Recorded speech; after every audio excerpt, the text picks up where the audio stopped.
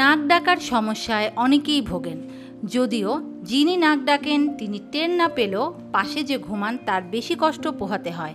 আসলে নাক ডাকার সমস্যাটি তখনই ঘটে যখন গলার শিথিল টিস্যুগুলোর ওপর দিয়ে বাতাস প্রভাবিত হয়, ফলে শ্বাস নেওয়ার সময় টিস্যুগুলো কম্পিত হয়।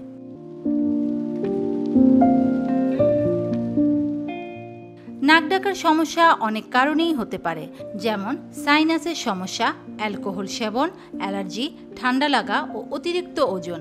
বিশেষজ্ঞদের মতে জীবনধারা পরিবর্তনের মাধ্যমে এই সমস্যা থেকে মুক্তি পাওয়া সহজ।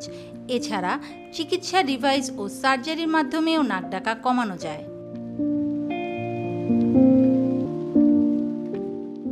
অবস্ট্রাকটিভ স্লিপ অ্যাপনিয়া OSA নামক একটি ঘুমের ব্যাধির কারণে রোগী দীর্ঘস্থায়ীভাবে নাক ডাকার সমস্যায় হতে পারে।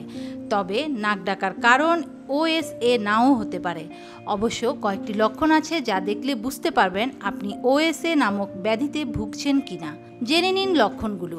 ঘুমের সময় শ্বাসকষ্ট, দিনের বেলা অতিরিক্ত ঘুম, মনোযোগ দিতে অসুবিধা, সকালে মাথা ব্যথা, ঘুম থেকে উঠেই গলা ব্যথা, ঘুমের মধ্যে অস্থিরতা, রাতে হাঁপানি বা দম বন্ধভাব, উচ্চ রক্তচাপ, রাতে বুকে ব্যথা ইত্যাদি।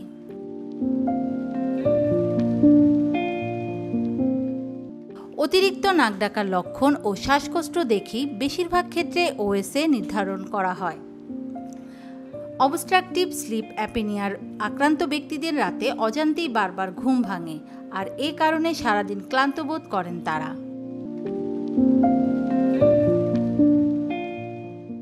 আপনার যদি উপরের লক্ষণগুলোর মধ্যে কোনোটি থাকে তাহলে ডাক্তারের পরামর্শ নিন। এসব লক্ষণ ইঙ্গিত দেয় যে আপনার নাক ডাকা অবস্ট্রাকটিভ স্লিপ অ্যাপনিয়া OSA এর সঙ্গে সম্পর্কিত।